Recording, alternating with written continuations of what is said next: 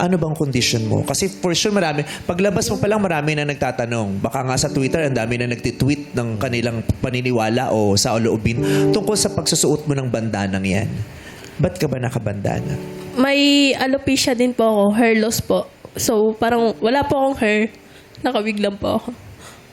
Kaya, nagkakaroon din po ako ng insecurity na paano, baka mas deserve niya na nga po yung ibang babae. Yeah. Na hindi siya pa hihirapan pa. Ang dami mong iniisip. Issue ng nanay mo, issue ng kalusugan mo,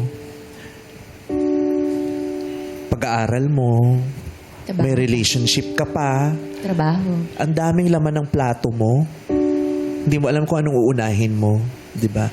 Yung alopecia, kasi ano siya, hindi siya basta na nalagasan ka lang ng buhok, di ba? Yung iba, may bahagi lang, di ba, sa simula, tapos iba nawawala. Yung sa iyo, nawala siya lahat. Opo. Kaya siya nakawig ngayon. Hindi natin alam kung anong epekto nito sa kanyang kumpiyansa sa sarili. Hindi natin alam kung anong epekto nito sa kanyang sa konsepto niya ng self-love. Baka nga, hindi ko alam baka nga kaya siya nagle-let go dahil feeling niya hindi siya kamahal-mahal. Kaya siya nagle-let go, baka pinagdududahan niya yung mga tao dahil kahit siya mismo hindi mataas ang tingin niya sa sarili niya. Ang daming tumatakbo sa isip mo. Yung nanay mo pa may sakit din. Kaya nagulo ang isip mo, ang mga decision mo, hindi mo na alam kung gagawin. Kaya siguro sa puntong yun, gusto mo na lang magbawas ng iniisip, no? Opo. Ang masakit doon, ang nabawas mo yung kay Andre, yung relationship, gusto mo magbawas. But how are you now? Okay. Okay lang. Mabigat po paminsan. Pero kaya naman po. Kamusta ang tingin mo sa sarili mo? Fight lang po. Laban lang po. Kasi kung bibigay ako, parang kagaya na din ako ng papa ko na bumigay lang ng basta-basta. Para sa mother ko po, mas nalalakas ako po yung love ko. Anong epekto sa'yo ng alopecia? Malaking epekto po kasi minsan nakakap kasi ako. Then nakikita ko yung mga tao na may mga buhok sila, but lalo na yung mga classmate ko. Siyempre nag-aayos sila ng buhok nila. Ba't ako walang maayos sa sarili ko? Parang sobrang laking impact po sa akin yung insecurity ng pagkatao ko po. Parang ang baba ko po na yun yung tingin ko sa sarili ko, mababa po. Kasi nga po, sobrang dami ko pong problem tapos ganito pa ako. Pero okay lang, laban lang po. Can I give you a hug?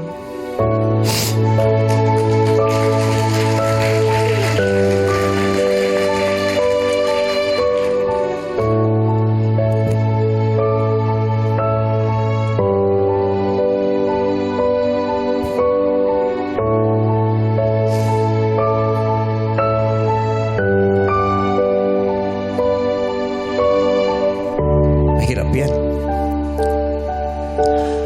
Ako nga, tumaas lang ang hairline ko. Grabe yung confidence. Yung, di ba? Grabe yung, alam mo yun, ang staff dati nung nagsisimula yung Showtime. Nung nalalagasan na rin ako ng buhok sa stress.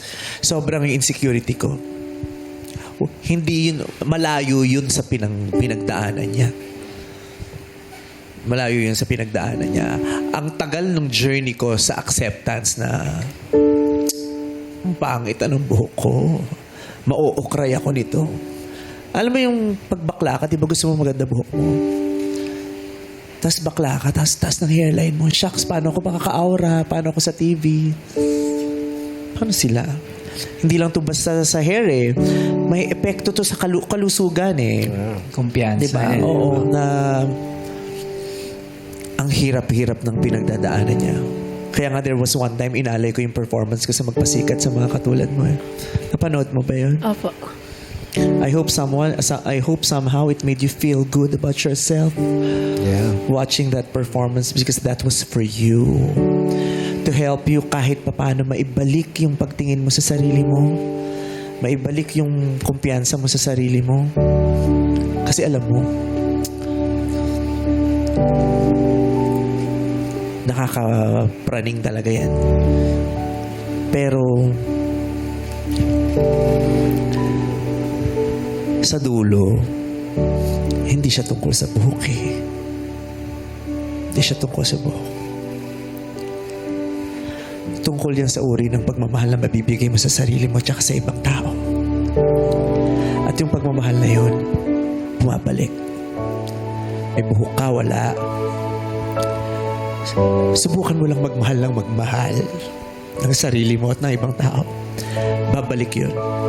At yung pagmamahal na yun, pag naramdaman mo, higit pa sa hibla ng buhok na pwedeng magkaroon ng ulo mo. Thank you po.